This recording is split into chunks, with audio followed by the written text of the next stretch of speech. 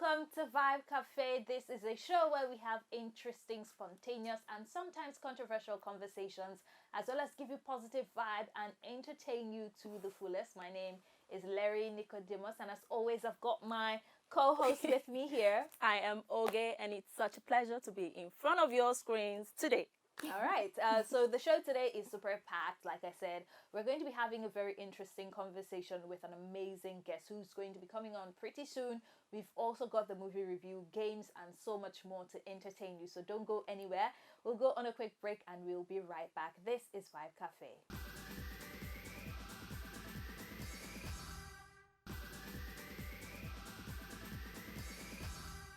Welcome back to Vibe Cafe. Today we are going to be talking about something very important to society, and that is teachers, the role they play, and even some of the challenges. Having this conversation with us is a professional in this field. His name is Mr. Oluwole Samuel Ajala. He teaches in a public secondary school in one of the riverine areas, and it is under the Lagos State Ministry of Education. He also lectures part-time at the Lagos State University of Education. He won the Best Teacher Junior Category Award in 2020 under the Education District 5. You're very much welcome to the show, sir. It's such a pleasure to have you here. Thank you very much, ma. Okay, all right. So today we are discussing about teachers, and I would just like to know, in your own opinion, what does it take to be a great teacher? Oh, wow.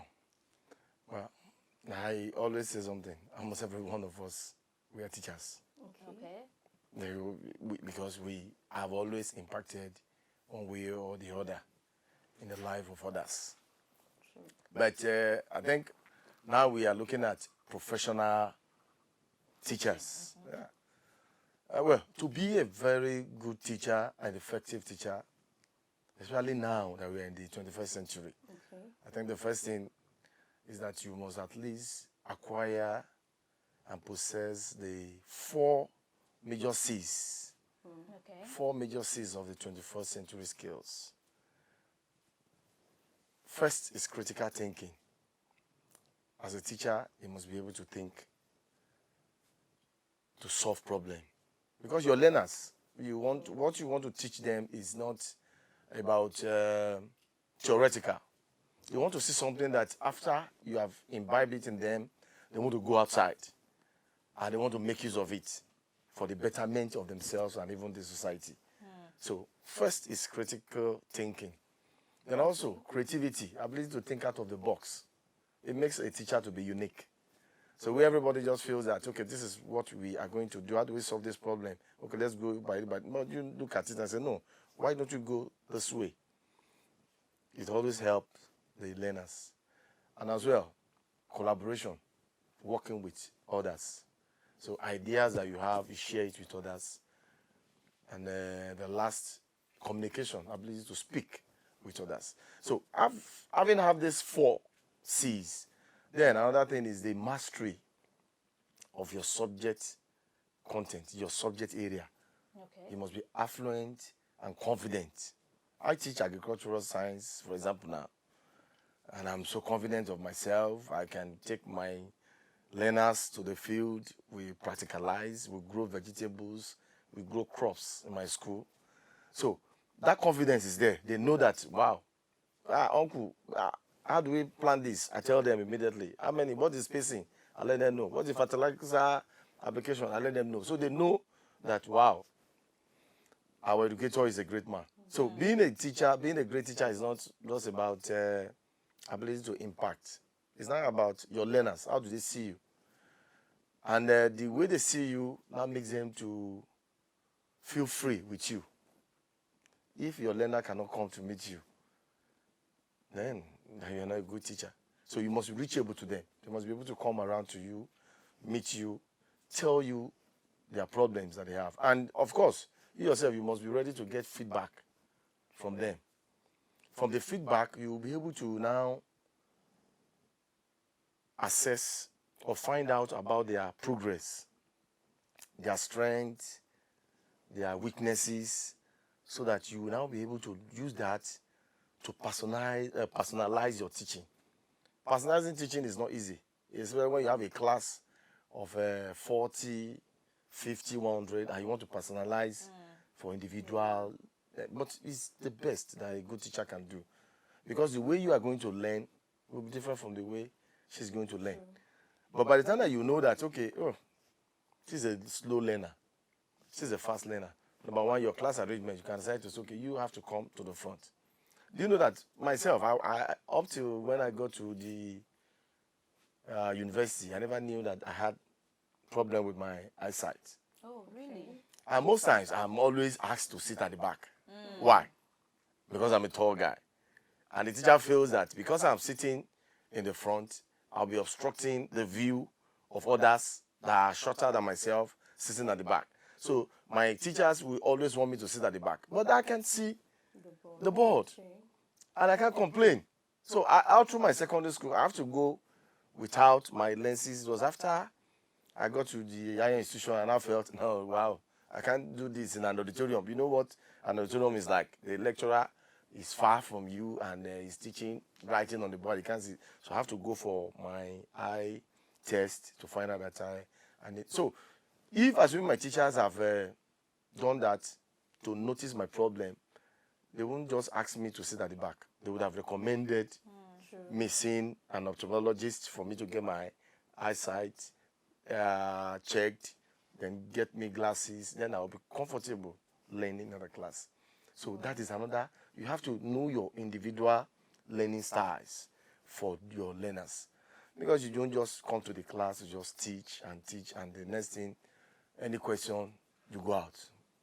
Teaching might not have taken place there. I can completely relate to the story you just shared about your eyesight. I also learned that I'm more of a visual learner when I got to the university. The whole primary school, I did not know secondary school until university. It's so funny. I found out that I learn more when it's visual than just reading text and reading books. So I can completely relate. But what is your advice, as someone who is a teacher in the public educational system and you've also won awards for that? Yeah. What would be your recommendation to teachers on how they can build a more personal relationship with their students, especially when they're teaching large number of students at the same time? Well, first, like I said, that learning styles, trying to get the individual learning styles of the learners is actually very, very important. Then again now, we are in the kind of digital era now. You have to go into technology, whether I would like it or not. In fact, for this year, Teachers' Day, we will be having the team, teachers, trying to recover from COVID-19 using technology. That's just kind of what we want to do this year. And that is digital literacy. We need to have the use of audiovisuals. Okay. When you are going to the classroom, I want to just advise, especially our government and the institutions, to let this PowerPoint, projector, once all these things are inside the class, it makes our learners have that interest in coming to the class. They will always want to learn. And when they see all these things, if I'm teaching a particular subject now, instead of just telling them about a pottery house, apart from me taking them to that pottery house, I can use the computer to visualize it on the screen for them. They will see it. It looks as if they are there. They will see what is happening there. So we can always use that. Then another thing is, before we come to the class, as an effective teacher, prepare your lesson notes. Get yourself prepared. And always make sure that you make use of instructional materials. Okay, what we call mass media. Yeah. Instructional material is making use of concrete objects or realia in teaching whatever concepts that you want to teach the child. Okay. Yeah, we have to stop from just going to the classroom talking about theory without practicalization. Yeah. So whatever thing that you are teaching, if I'm teaching fruits, for example, then I should get to the class with different varieties of fruits to show my learners. So the moment I'm teaching them, okay, these are fruits, this orange, pineapple, they want to see, they want to touch. The moment they do that, when they leave that classroom, it will always be at the back of their mind. They won't erase it from their memory. So instructional materials as well. In a situation whereby you don't have the computer, you can always use that instructional material. Then, even when what you are teaching is not readily available, you can carry out improvisation. That's why we say thinking out of the box. You want to teach a particular concept, and what you want to use in teaching is not readily available, you improvise. Either you use cardboard, you draw out, you cut out, you mold out yourself and bring it to the classroom for the kids to do. You can even make it, in fact, in the aspect of collaboration now, what we do now is we group our learners. We make them work in groups. Okay. No, teaching us, we have moved out of we have shifted the paradigm where the way you were taught, me and you, we have kaput and antediluvian method of pedagogy, where we just go to the classroom, our teachers give us notes. We don't do that again. This is in a public educational system, Yes. not private. Even in private school now, that's what they do. Okay, I know of private schools that they do that, but in the public educational system, We do that. Okay. Yeah, we do that, and I think that has been. It is because of that I think I won the award. Now, and I have very many other people as well that are keen into it now because we have gone for training. I did a kind of training with the British Council, where even somebody had to come all the way from UK, from a school in UK, to come and watch how I teach, because while we used to connect through the Skype, she would check me while I'm teaching. I would check her while she's teaching there. And she's like, how do you control this large number in the school? I said, well, I do that. So she had to come around to come and see me live in the classroom while I was doing this. And she left. That's what we call collaboration. So she learned from me. I also learned from her. So we are teaching our students this as well. We group them into groups. We give them assignments on their own. So they discuss, they brainstorm. So a teacher no more, the teaching is no more teacher-centered. It's now learner-centered. So we have shifted the paradigm. All right. So any school that is still using teacher-centered, I don't think will make any achievements in this present century. Because our kids, the kids that we have now, they even know more than us.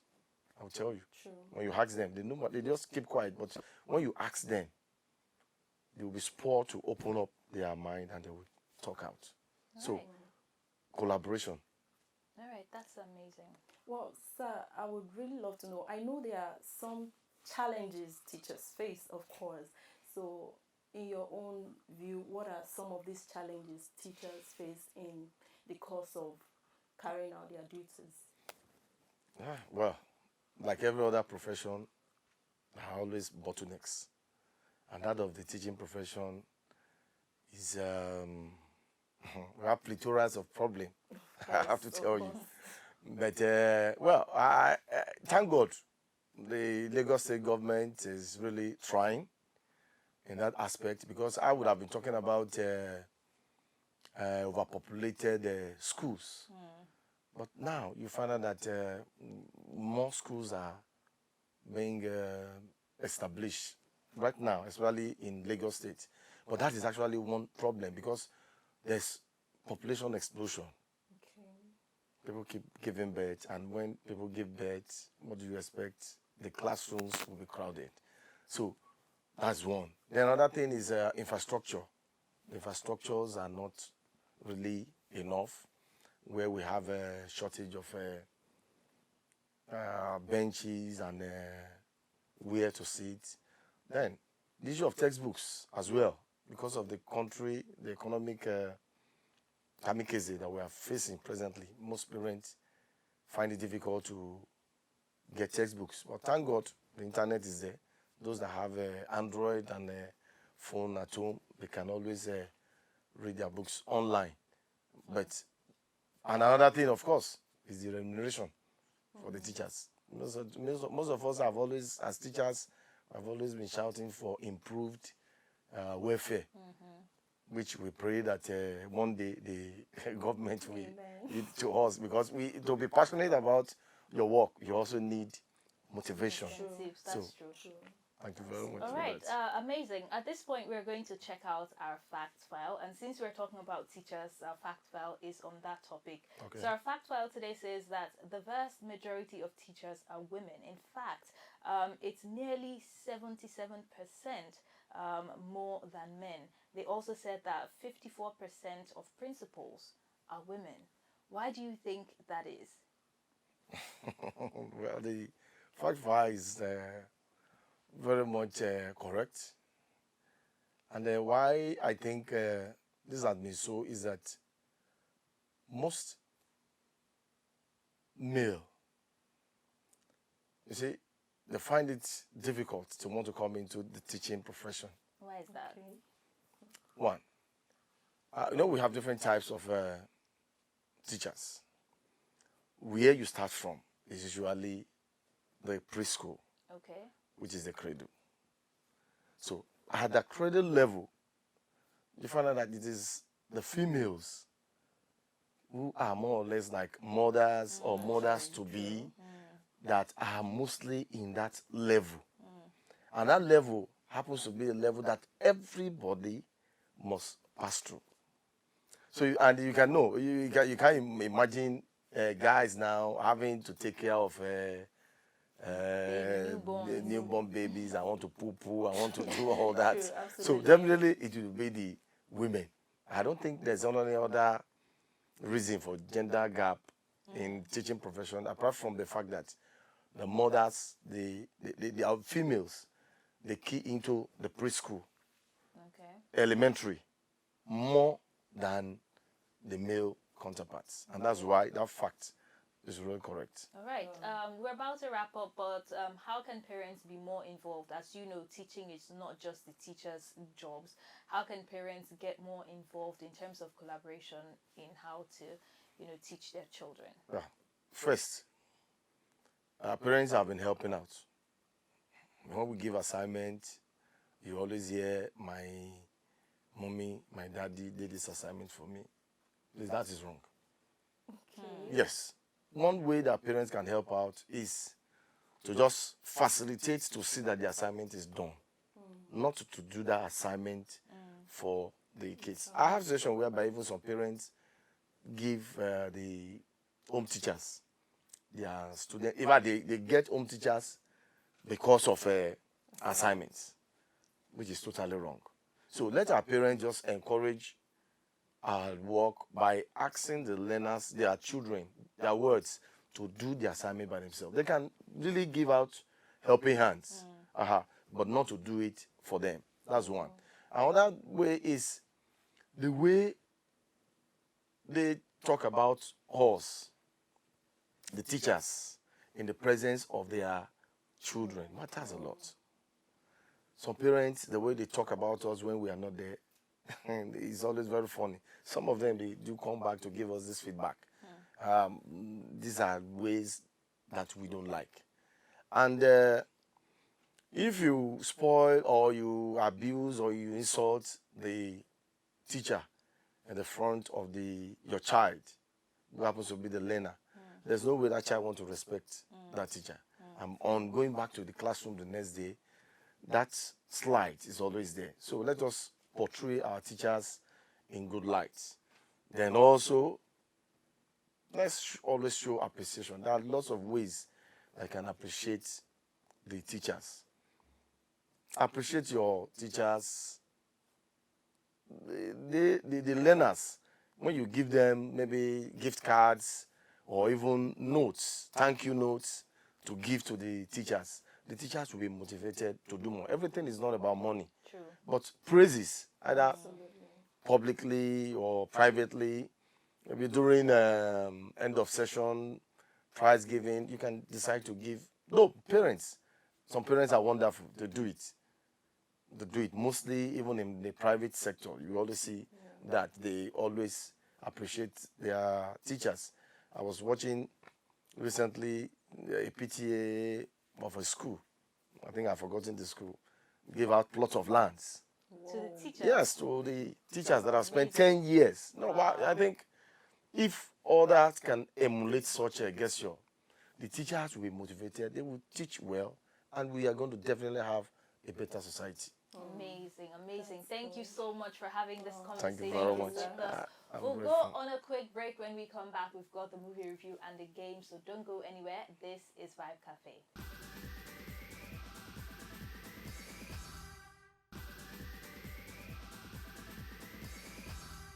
Welcome back to Vibe Cafe. Today we are going to be reviewing a movie called Legally Blunt. That is not to be mistaken for Legally Blonde.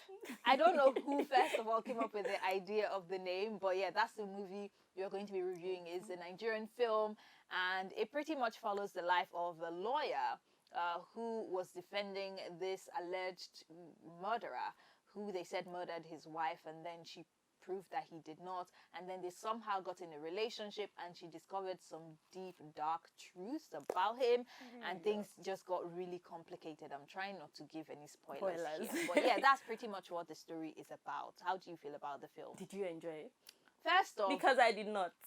okay, so I did not. the story, yeah, about the lawyer defending the criminal and then falling in love, it wasn't that bad, okay? But I feel like the execution could have been better. First of all, the acting. I did not enjoy the acting. There was this particular scene where the love interest, the guy, was crying over his dead wife. And I'm like, what is this? Like, You know, it was just really weird, you know. I So don't the know. acting, I wasn't feeling... It was slow paced. It was. You was know, worth it there were for me. some scenes that I thought could have been cut out, you know.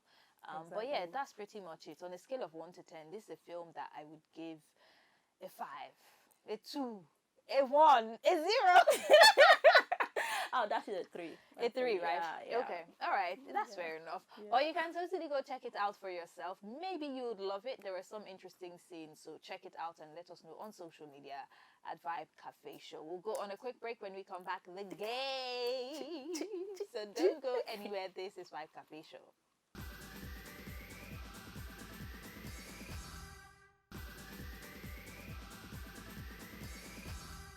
Welcome back to Vibe Cafe. It's time for us to show down and play the games. Today we're going to be playing a game called Whisper Challenge. We're going to take turns to wear headphones, playing loud music. The other person gets to say a phrase and then we'll guess what they said. All right? Yeah. Are you ready for it? I'm ready. All right, I'm let's going go. first. Okay. Okay.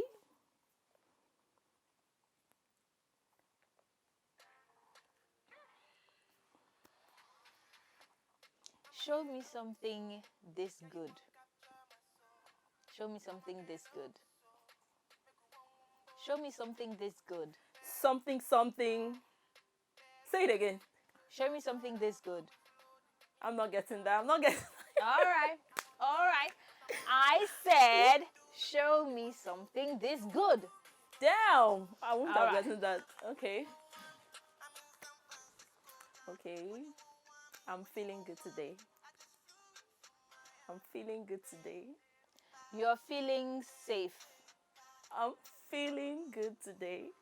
You're feeling sick. I'm feeling good today.